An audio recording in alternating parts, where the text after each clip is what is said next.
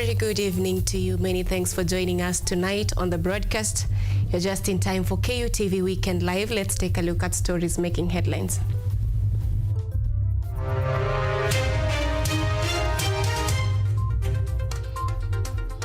Things will get tougher. Taxation is the only way. President Ruto's aide Farouk Kibet defends the Finance Bill 2024. Lower political temperatures.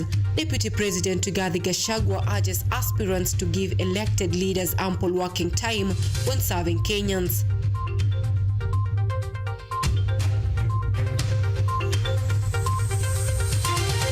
Law Society of Kenya condemns unconstitutional police deployment to Haiti, demands the government to uphold court orders.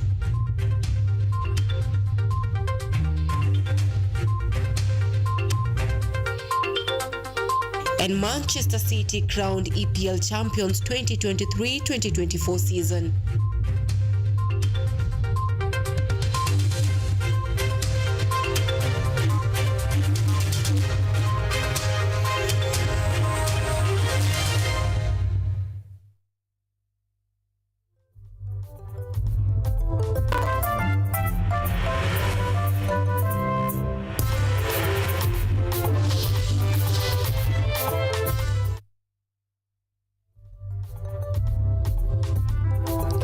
Remember, we're also live on YouTube at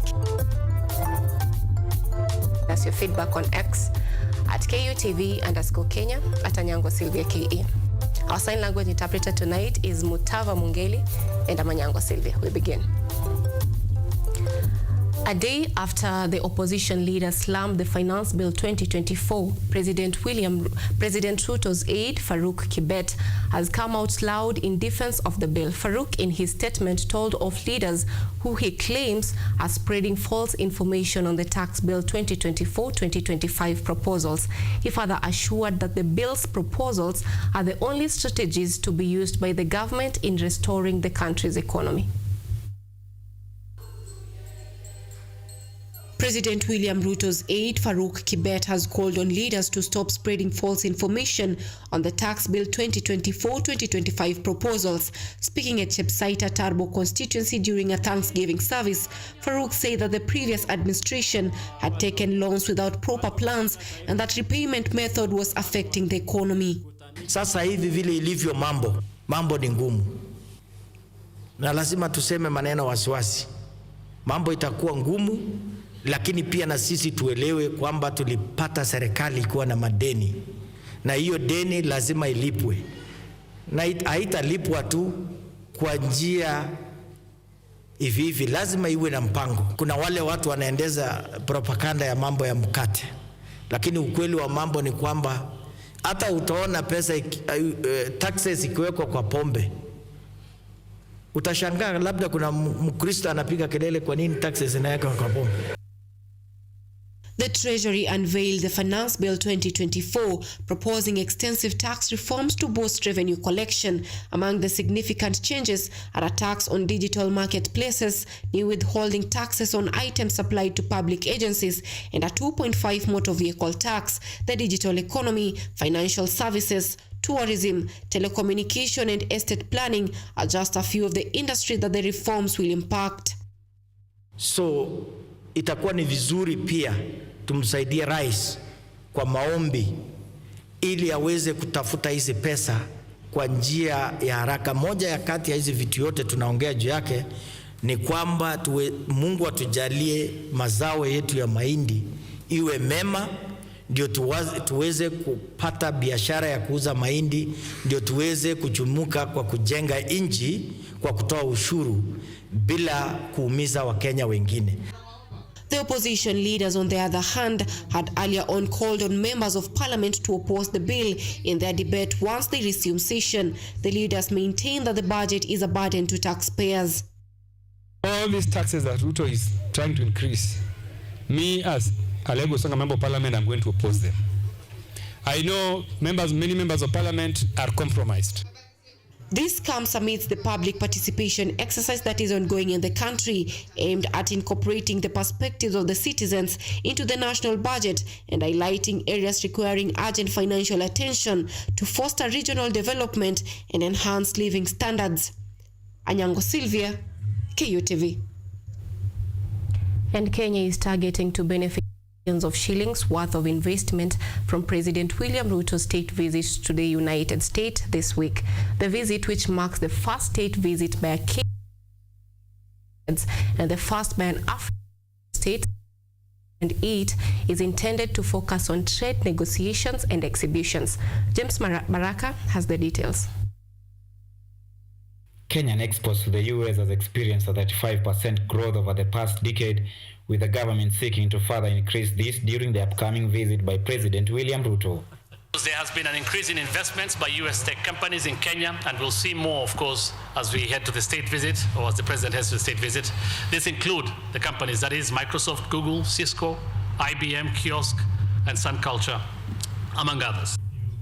According to the Ministry of Investment, Trade and Industry, Kenya plans to present proposals to American investors with the goal of securing deals worth 2.6 trillion Kenya shillings, with more than 30 viable projects from Kenya set for showcasing to attract potential investors. Back home, however, widespread discontent about planned tax increases, rising living expenses, and criticism over the government mishandling of the recent floods that claimed over 260 lives has overshadowed Ruto's state visit to the US. While issuing a press briefing ahead of this visit earlier today, the State House spokesperson Hussein Mohamed highlighted the key events that are expected to take place in the course of this visit. The visit builds on existing partnership to highlight the following key thematic areas. 1, shared values including democratic governance. This includes people-to-people ties, health partnerships, as I said, and promotion of the creative economy. There will be several meetings towards that effect. 2, security cooperation for peace, security, and sustainable development.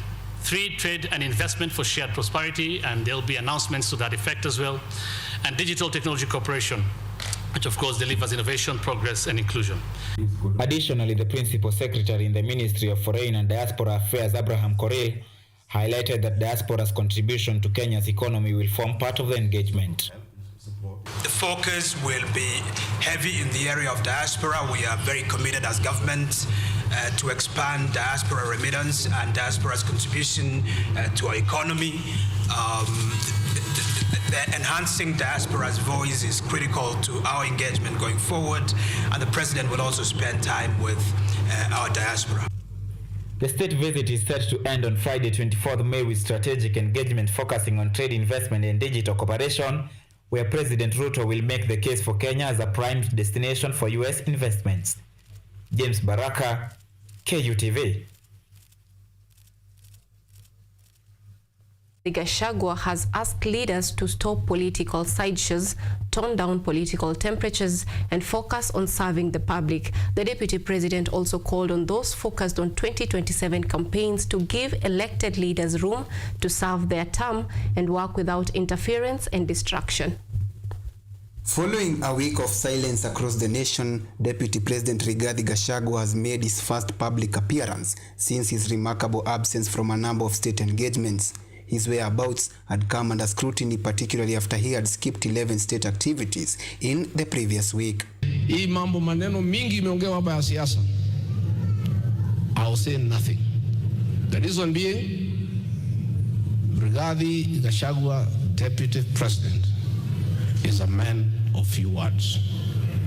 And if you have followed my politics in the last 10 months, I talk less and do more. Speaking on Sunday after Holy Mass at Sacred Heart and Arasha Catholic Church, Kieni constituency, Nyeri County, Deputy President Rigathi Gachagua has distanced himself with rumors of his fallout with his boss, stating that they are still in good terms. Let us respect those who are elected and give them a chance to work. The public will have an opportunity to interrogate your work and make a decision whether to renew your contract or terminate it. Rigathi did not shy away on his agenda of eradicating the use and sale of illicit brews, stating that the government has made a significant impact in saving the youth from abuse of drugs and substances. Mambo ya pombe Hiyo vita hatuwezi wachana nayo. Najua hii watu wenye kuuza hii pombe ya kuua watu walikuwa wanasema ati watu wanafanyanga tu namna hiyo, wiki mbili wanawacha. Hivi tutaendelea mwaka huu 2024, 2025, 2026, 2027, mkituongezea barua itaendelea mpaka 28. We must deal with this problem conclusively. Leaders who accompanied the DP called on the opposition side to give President Ruto and his deputy time to stabilize the economy rather than organizing meetings to criticize the current government. Limuru kulikuwa na wale unaita funny couple, wanaketi hawa wanafanya mambo. Wewe ni deputy president ya Kenya. Nataka niwaambie viongozi ya hapa, huyu si mzee ametaa. Huyu si kiongozi ya Mount Kenya, huyu ni kiongozi wa taifa letu la Kenya. This a national leader akisaidiana na rais. Mimi nataka niwaambie huko penye natoka mambo iko sawa sawa. Mambo iko ngangari. Sisi tuko nyuma ya rais na huyu ndugu yetu Rigathi Gachagua.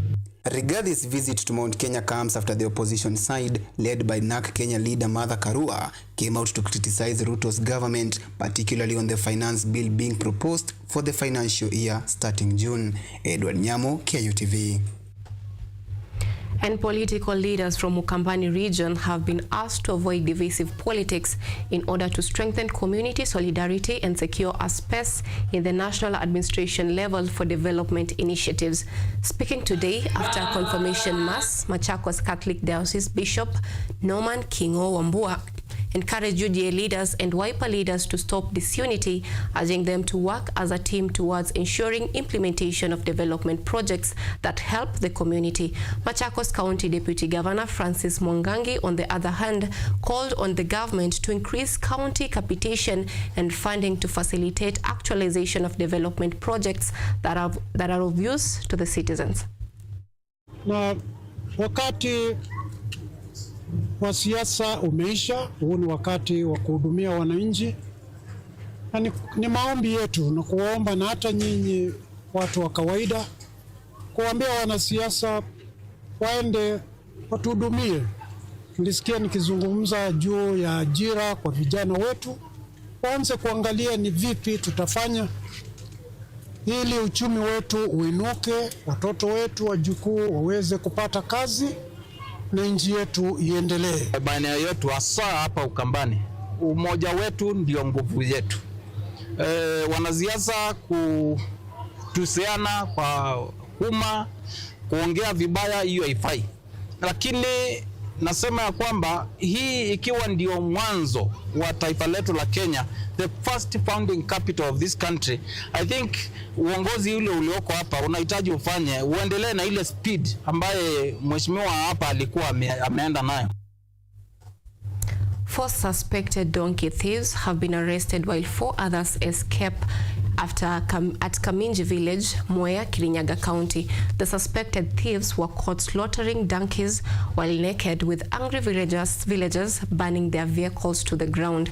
According to the area assistant chief Zakaria Mushiri, 30 donkeys had already been slaughtered on their arrival and packed ready for transportation to their market in Nairobi.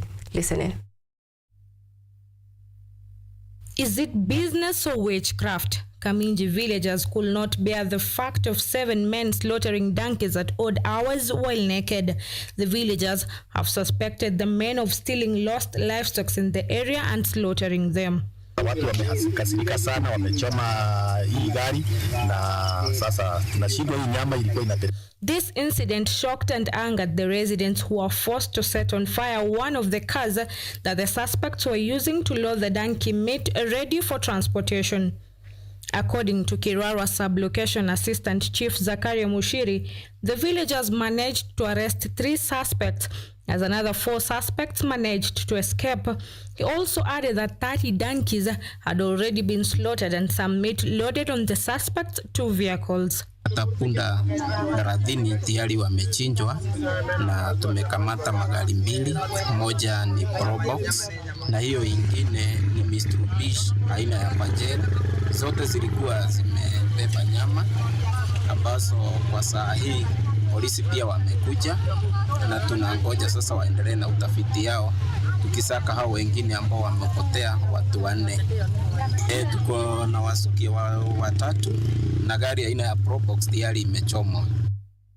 Police had a very hard time to convince the residents who wanted to lynch the 4 suspects until the owner of the Pajero vehicle, who is also a suspect, told them that they sell the stolen donkey meat at Bama Market in Nairobi. Unapeleka nyama wapi? Wewe unapeleka nyama wapi? Deno anapeleka alikuwa anatuma huko soko. Anapeleka. Wewe toa namba ya Deno haraka. Wapi? Soko huko. Wapi? Bama. The residents have decried a rise in cases of livestock theft in the recent past in the region. However, it is their hope that this will stop after today's action. 3 suspects have been taken to Kiamashiri police station where investigation continues. Salma Swaleh, KUTV. We take a very fast break on the bulletin tonight. Don't go far, we'll be back with more stories.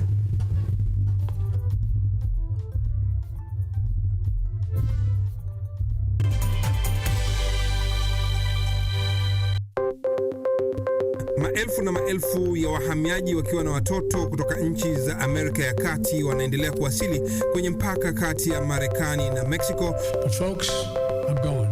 Thank you very, very much. I appreciate it. Thank you. Ni habari kutoka pembe zote duniani. Pepo pasi vuguvugu, pepo pani idea. Tazidi ananyonya, hanyonyi vizuri, anakuwa hayuko comfortable. Jeshi la Jamhuri ya Kidemokrasia ya Kongo linapambana na waasi wa ADF.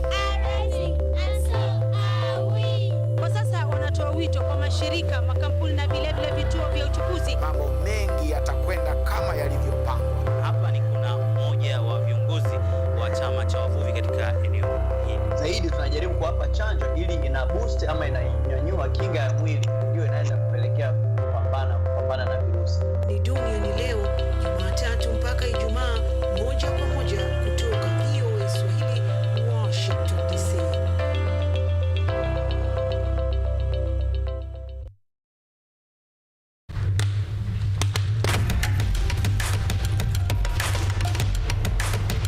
Access to knowledge,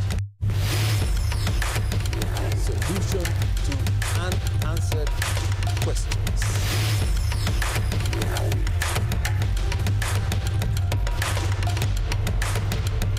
Guidelines to pursuing your rights and repossessing your property, intellectual or material. This and more only on Law Matters.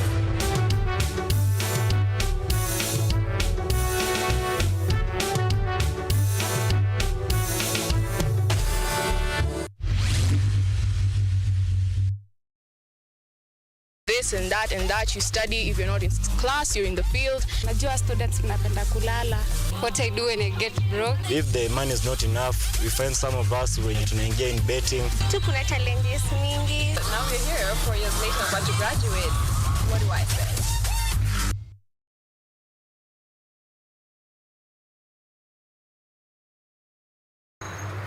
They are powerful and influential.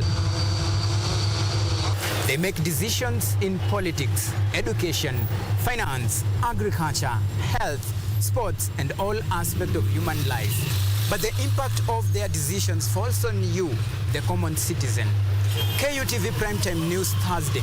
We ask bold questions and pursue answers to the core to bring you closer to the story. We couldn't have it any other way. Join me, Auma Evans, as I raise matters of social concern to raise your voice from the background to the foreground. Every Thursday and Saturday at 9 p.m. only on KUTV.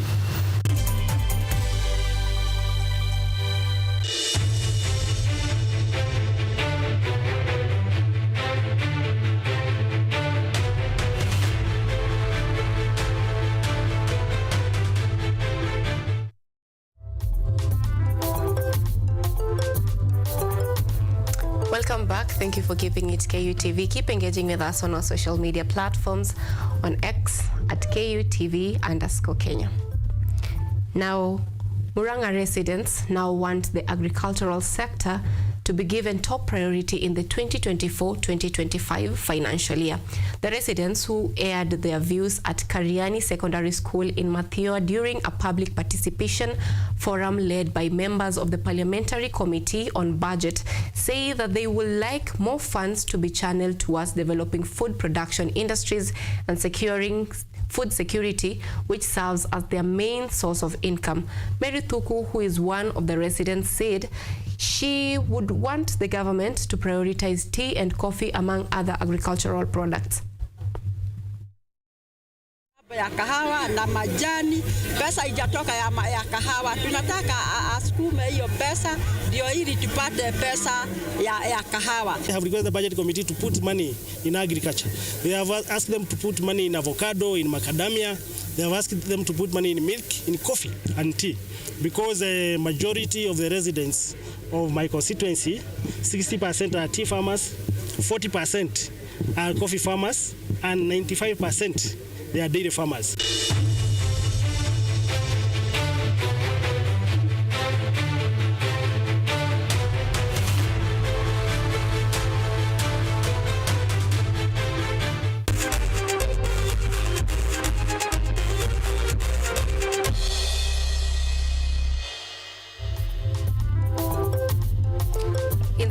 Tonight, in the 31st round of the Kenya Premier League, Nairobi City Stars have forced a draw against Nzoia Sugar at Mumia Stadium. Gor Mahia emerged winners after thrashing Muhoroni Youth FC 3-0 with players Benson Omala, Boniface Omondi and Austin Odhiambo scoring for the 20 times KPL champions. Bidco United has sunk AFC Leopards 1-0 through Samuel Ndungu, who scored in the 66th minute. Elsewhere, Bandari FC secured a 2-2 draw against Sofapaka.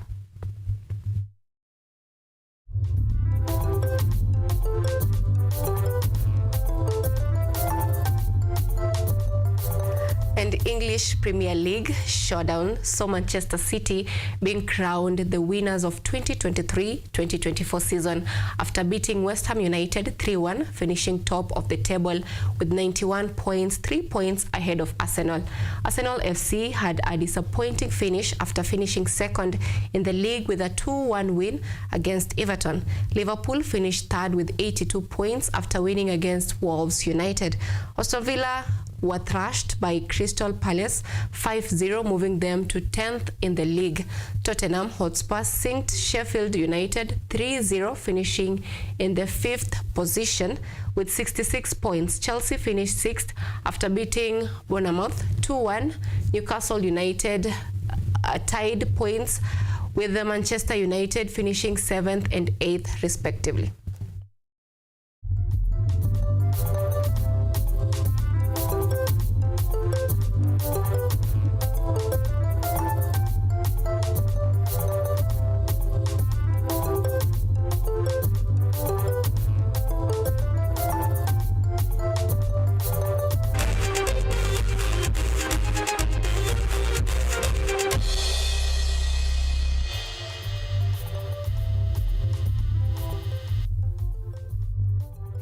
Now that is it from us. Thank you so much for keeping it KUTV tonight on the broadcast and being with us this far.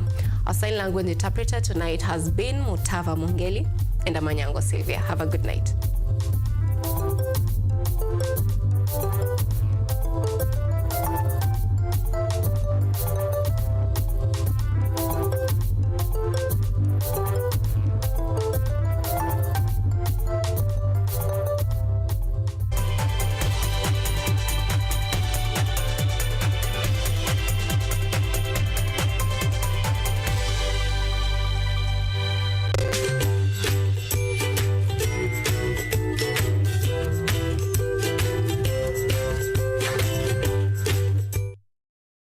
Are you an aspiring media practitioner, a graduate, or you just want to advance your skills in television production? Then welcome to Kenyatta University, where education meets innovation. KUTV, the premier university television station in Kenya, is now offering short courses in TV studio, field technical operations, and video editing. Through these courses, you will acquire hands-on skills on camera operations, media production, lighting techniques, audiovisual editing, and sound and visual control, and how to operate key equipment in modern TV control room.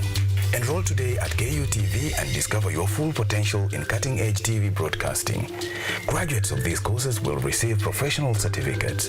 For more information, visit our offices at KUTV studios or call us on 020-870-4252 or 020-870-4255 or SMS us on 0739-110-544.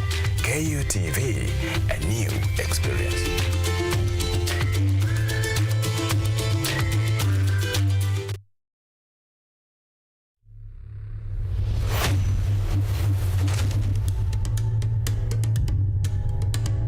Kipindi hewani ni mitindo ya kipwani.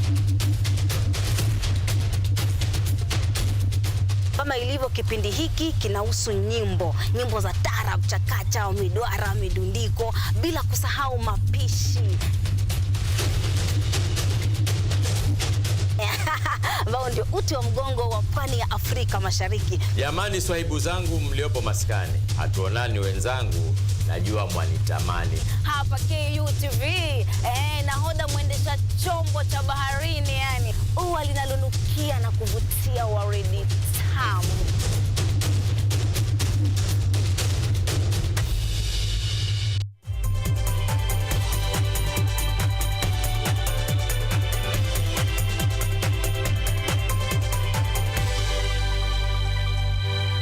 This program is rated GE.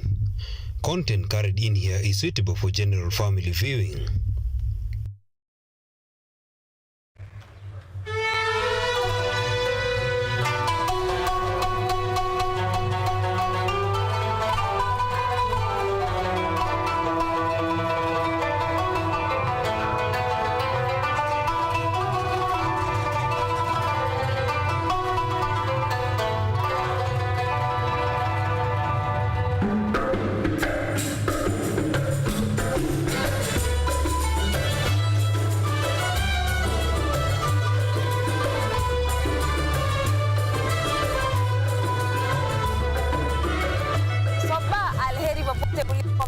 Mtazamaji, karibu kwenye mitindo ya kipwani. Meli imeng'oa nanga kabisa yani, na leo ndio ukweli mtupu. Mimi hukwambia meli ya mitindo ya kipwani imeng'oa nanga, na wewe inakuwa tunatania, tunafanya kwa yani hatufanyi kihalisia kwa matani. Lakini leo mambo ni kihalisia kabisa. Yani tuko baharini tu. Meli inang'oa nanga hapa baharini tunapotoka North Coast Beach Hotel. Ndio usafiri wao hapa. Na tumai hali iko shwari popote ulipo mpenzi mtazamaji. Na imani leo utapata kujua mambo mengi sana kuhusiana na bahari. Lakini kabla ya hapo basi nataka tu nikaweze kukuacha na burudani. Hapa ni KUTV, kipindi hewani ni mitindo ya kipwani, na hodha mwendesha chombo si mwingine bali ni mie, ua lako linalonukia na kuvutia waridi tamu. Tuko wawili, kuna nahodha mwingine kule mbele ambaye anaendesha chombo hiki.